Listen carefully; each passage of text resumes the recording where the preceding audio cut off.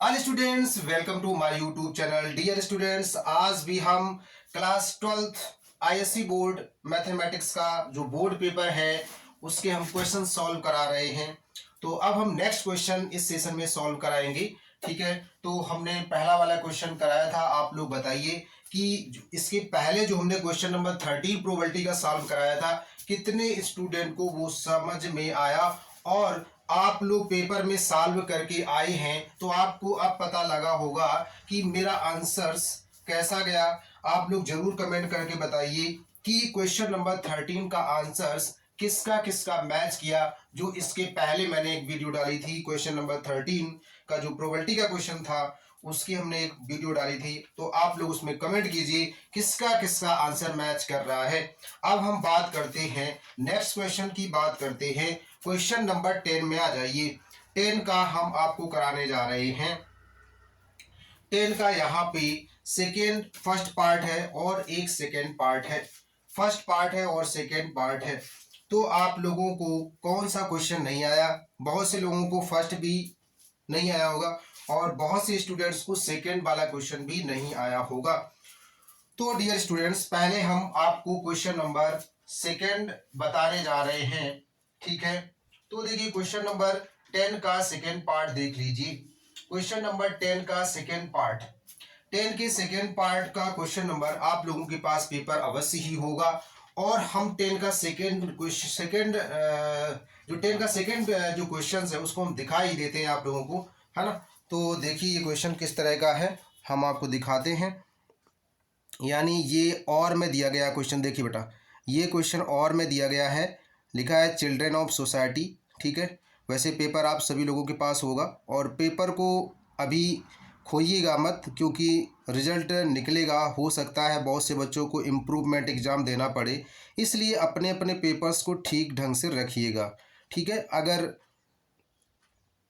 तो चलिए फिर इस क्वेश्चन को आप लोगों ने रीड कर ही लिया होगा। अब हम इसको आपको थोड़ा सा रीड करके इसको समझा देते हैं कैसे करना है। तो बच्चों, यहाँ पे जो क्वेश्चन में दिया गया है children of a society practice building human pyramid.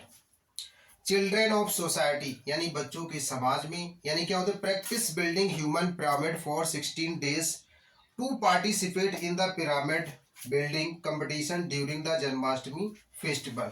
ठीक है, तो कुल मिलाकर यहाँ पर ये कहा गया है कि बच्चों ने यानी लोगों के साथ मिलकर 16 दिनों तक प्रैक्टिस की है। किसकी?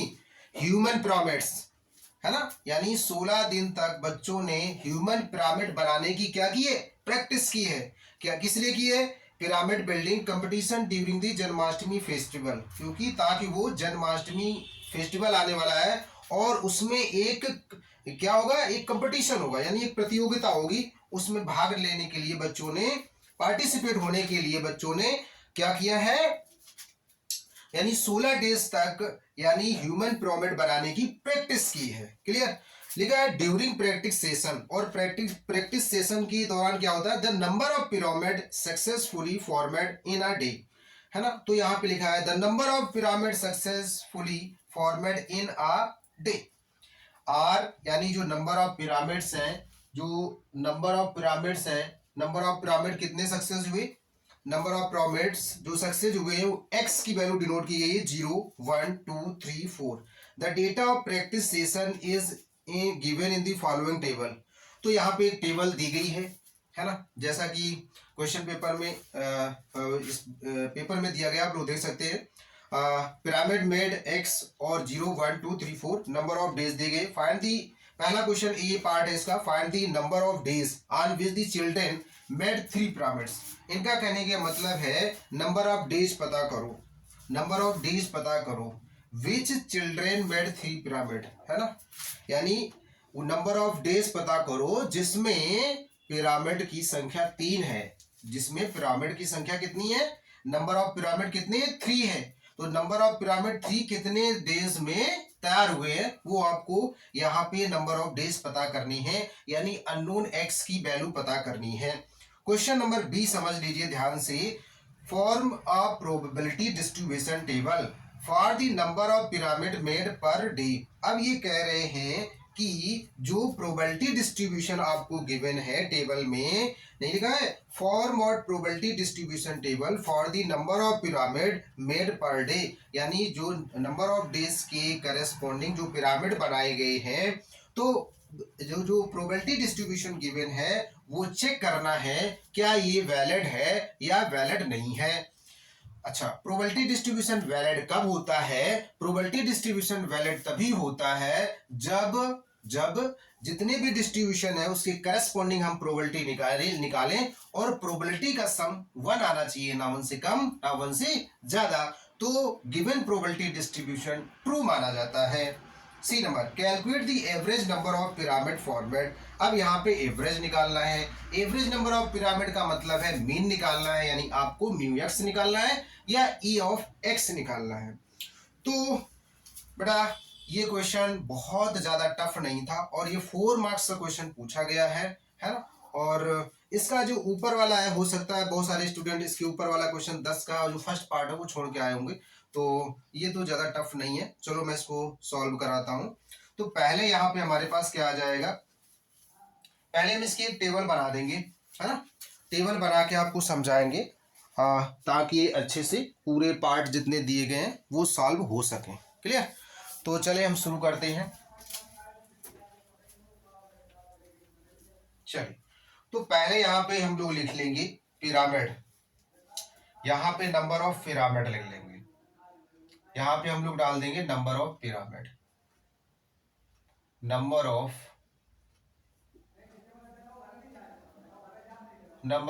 पिरामिड।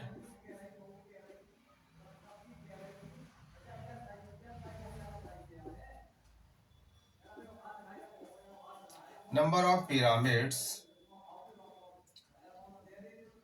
और यहाँ पे x की वैल्यू हो गई। फिर यहाँ पे हम लोग नंबर ऑफ डेज लिखेंगे, नंबर ऑफ डेज, ये हमारे पास हो गए number of days, number of days हो गए, यानी एक तरह से नंबर ऑफ डेज का मतलब फ्रीक्वेंसी ही समझो। फिर यहाँ पे हम लोग क्या निकालेंगे, p ऑफ x निकालेंगे, प्रोबेबिलिटी निकालेंगे। ठीक है, तो देखिए यहाँ पे हमारे पास क्या है, अगर नंबर ऑफ पिरामिड 0 बने तो यहाँ पे 1, अगर यहाँ पे पिरामिड है 1, फिर 2, फिर 3, फिर 4, तो यहाँ पे नंबर ऑफ डेज 1, 0 का 1, इसका 4, इसका 6, इसका x और इसका 1। क्लियर? अब इसकी सबसे पहले यहाँ पे हम नंबर ऑफ डेज पता करेंगे। और देखो क्वेश्चन में आपको गिवन है, क्वेश्चन में ही आंसर निकल आएगा। लिखा children of society practice building human pyramid for 16 days, यानी 16 डेज तक वो क्या करते हैं, जो ह्यूमन पिरामिड बनाने की प्रैक्टिस करते हैं। कितने डेज तक? 16 डेज तक। तो आपके पास जो नंबर ऑफ डेज है वो एक्चुअली में नंबर ऑफ डेज कितने, 16 है। अब क्वेश्चंस में ये पूछा गया है कि जो नंबर ऑफ डेज यहाँ पे x हैं, कितने दिनों में 3 पिरामिड बनाए गए। तो पहले यहाँ पे टोटल डेज आपके पास 16 है, तो पहले इन सभी को ऐड कर लो। Total days equal to 16। अब ये टोटल डेज यहाँ पे ऐड कर दो, 1 + 4 + 6 + x + 1 16, तो 6 4 10 1 11 और 1 12। तो यहाँ x इक्वल टू कितना आ गया, 4 आ गया बेटा। यहाँ x इक्वल टू कितना आ गया, 4 आ गया। तो ये फर्स्ट नंबर पार्ट हो गया। फर्स्ट पार्ट ये आपका कंप्लीट हुआ।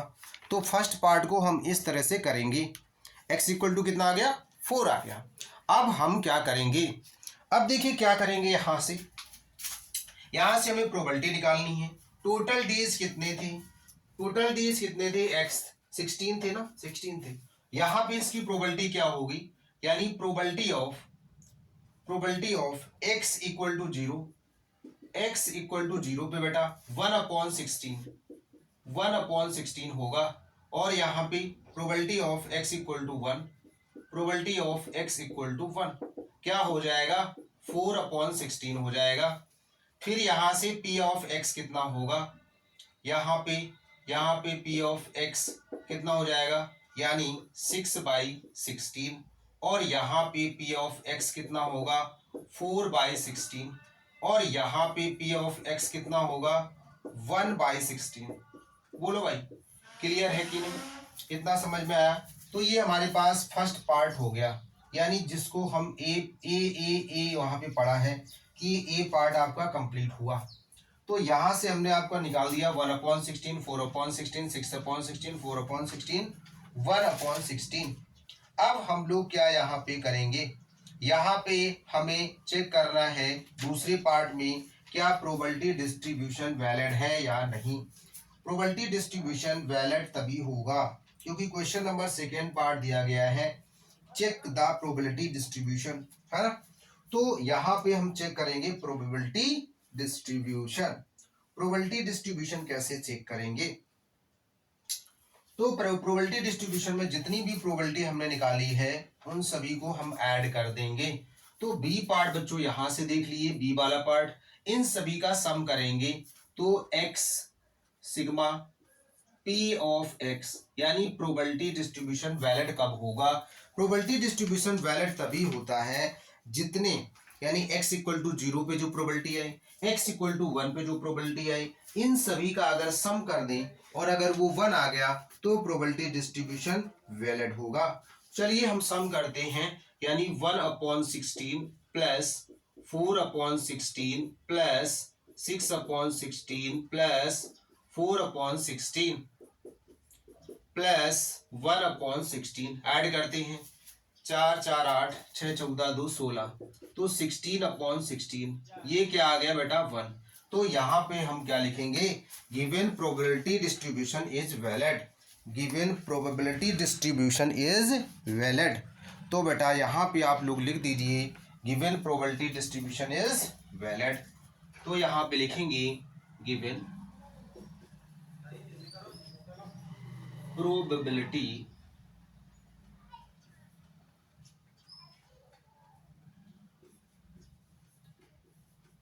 given probability distribution is valid, given probability distribution is valid, clear. तो ये बी पार्ट हमारे पास कंप्लीट होगा। बेटा हम थर्ड पार्ट बताएंगे। अब देखो हमें यहाँ पे सी पार्ट करना है, कैलकुलेट द एवरेज। तो यहाँ पे एक्स और पी ऑफ एक्स निकाल लें, x और p ऑफ x। तो देखो बेटा x कौन है, x ये है, ये हमारे पास x की वैल्यू है, आप लोग देख सकते हैं। x और px का अगर इसका और इसका मल्टीप्लाई कराएंगे तो यहाँ 0 आएगा, इसका और इसका मल्टीप्लाई कराएंगे तो 4/16 आएगा। बेटा इसका और इसका मल्टीप्लाई कराएंगे तो 12/16 आएगा, कितना आ जाएगा 12/16 आएगा। बेटा इसका मल्टीप्लाई करेंगे तो भी 12/16 आएगा, इसका मल्टीप्लाई कराएंगे तो 4/16 आएगा। अब इन सभी को हम लोग ऐड कर देंगे क्योंकि यहाँ पे पूछा गया है एवरेज। तो एवरेज जब भी हम निकालते हैं तो एवरेज क्या निकालते हैं, E of X equal to sigma X P X, क्या निकालते हैं सिग्मा एक्स पी एक्स। चलो हम ये वाला पार्ट यहाँ से इरेज करते हैं, अब इसका नेक्स्ट देखते हैं यहीं से। तो यहाँ से मीन इक्वल टू हमारे पास क्या हो जाएगा, दैट इज मीन, यानी mean E of X equal to sigma X P X. तो यहाँ से सिग्मा एक्स पी एक्स का मतलब है ये सभी हैं, सिग्मा का मतलब इन सभी का सम। तो बेटा इन सभी का सम जब कर देंगे तो क्या आ जाएगा 0 प्लस 4/16 प्लस 12/16 प्लस 12/16 प्लस 4/16। अब इसको हम लोग ऐड कर देते हैं, 24 8 32/16। तो बेटा ये एवरेज मीन इसका कितना आ गया 2, एवरेज मीन इसका कितना आ गया 2। जल्दी आप लोग क्या करिए, अपना आंसर्स मैच कर लीजिए। अगर आपको याद है कि आपने इस क्वेश्चंस का सॉल्यूशन यही निकाला है तो फिर आप लोग टेंशन छोड़ दीजिए, इसमें फुल मार्क्स ही मिलेंगे। आप लोग चेक करिए, क्या आपने जब पेपर को सॉल्व किया था तो क्या आंसर उसका 2 आया था? प्लीज चेक इट, क्या उसका आंसर 2 आया था या नहीं? ठीक है बेटा, तो ये रहा क्वेश्चन नंबर 10 का सेकेंड पार्ट। 10 का फर्स्ट हम सॉल्व कराएंगे, ठीक है। अब इसके बाद हम सॉल्व कराएंगे 10 का फर्स्ट, ठीक है बेटू। अब देखिए यहाँ पे बेटा आपने देख लिया है कि ये जो लास्ट पार्ट था दैट इज ये सी पार्ट था और ये बी पार्ट था। ये हमारे पास कौन सा पार्ट था? सी पार्ट था। सी पार्ट भी मैंने आपका कंप्लीट करा दिया। तो पहले दो जो क्वेश्चन ज़्यादा मार्क्स वाले हैं, 4-4 मार्क्स वाले या 5-5 मार्क्स वाले, वो क्वेश्चन हम पहले आपको सॉल्व कराएंगे। फिर 1-1 2-2 नंबर वाले वो बाद में सॉल्व कराएंगे, ठीक है। और अगर किसी भी स्टूडेंट्स का पेपर खराब गया हो तो टेंशन बिल्कुल नहीं लेनी है। अगर मैथ्स का खराब गया हो या कोई भी सब्जेक्ट का खराब गया हो तो टेंशन नहीं लेनी है। आप लोगों को दोबारा से तैयारी करनी है। इम्प्रूवमेंट एग्ज़ाम आईएससी बोर्ड में ज़रूर होगा। इम्प्रूवमेंट एग्ज़ाम कम से कम दो पेपर का देने के लिए मिल जाएगा। आप मैथ्स का दे सकते हैं या कोई एक और सब्जेक्ट का। 500 रुपीज़ या 1000 लगभग फीस पड़ेगी, ठीक है। तो आप लोगों ने जो पढ़ा है उसको दोबारा से फिर से रिवाइज करिए। अभी इससे और अच्छा पेपर अगली बार आप लोग कर सकते हैं, इसलिए अच्छे से प्रैक्टिस करना अभी से शुरू कर दीजिए। और कुछ तो स्टूडेंट होते हैं जब इम्प्रूवमेंट की नोटिस आएगी तभी पढ़ेंगे, तो फिर रिजल्ट फिर वैसे ही रहेगा, जैसा अभी वैसा तब रहेगा। इसलिए अगर टॉप क्लास का रिजल्ट अपना बनाना है, मैथमेटिक्स का हो चाहे फिजिक्स का हो, उस सब्जेक्ट में अभी से तैयारी करना शुरू कर दीजिए। 2-4 दिन एंजॉय कर लीजिए और अभी से तैयारी करना शुरू कर दीजिए। मैं अभी से एडवाइस दे रहा हूँ आप लोगों के लिए, ताकि अगली बार आपको रोना ना पड़ जाए, ठीक है। सारे चैप्टर्स की बढ़िया तरीके से तैयारी कीजिए, सैम्पल पेपर सॉल्व करिए। तो बच्चों फिर मिलते हैं नेक्स्ट वीडियो में। क्वेश्चन नंबर 10 का फर्स्ट पार्ट कराएंगे। मिलते हैं फिर नेक्स्ट वीडियो में। जय हिंद, जय भारत। और इसके आगे के क्वेश्चन भी सॉल्व कराएंगे।